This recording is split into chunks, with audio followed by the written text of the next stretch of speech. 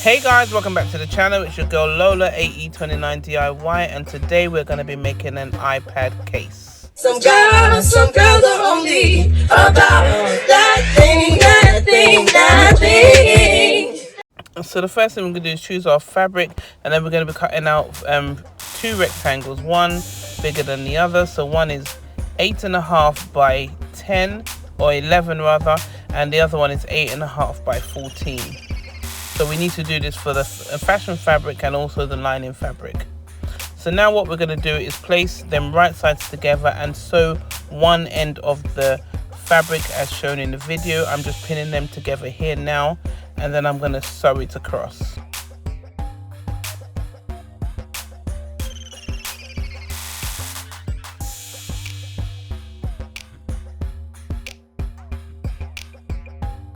So now that I finished sewing that down, I'm going to fold the seam allowance over towards the lining and I'm going to top stitch it down. I'm going to do this for both rectangles.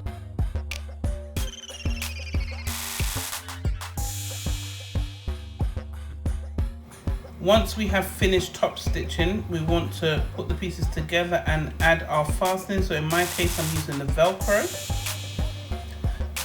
And now we'll put the two rectangles together, and where they stop you make notches like I've done so in the video here.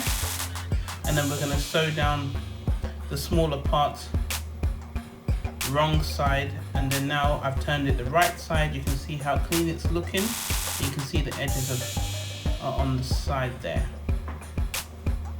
So now we're going to put the pieces together, right sides together again, right sides together, and then we're now going to sew down all the way around till we get to the other side. So you can see I've pinned it here. Now I'm just stitching using my seam allowance. I'm using, in my case, I'm using 1/2 inch for all of my sewing. I'm using 1/2 inch today. And once we are finished doing that, we turn it the right way round and we are done. So this is our device pad, as in this case iPad case. And yeah, it's looking nice and clean. Hope you enjoyed the video, guys.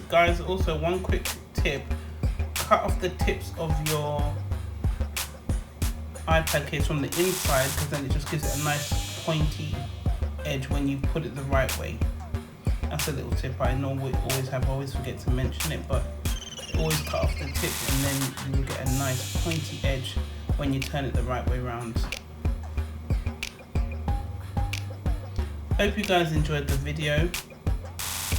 Don't forget to like, comment, subscribe. Just give me a big thumbs up. I really do appreciate you guys. It really helps me to keep going. And yeah, I'll see you guys in my next video. And if you can't make this yourself, feel free to visit our online shop in Etsy and you can buy yours there. Bye.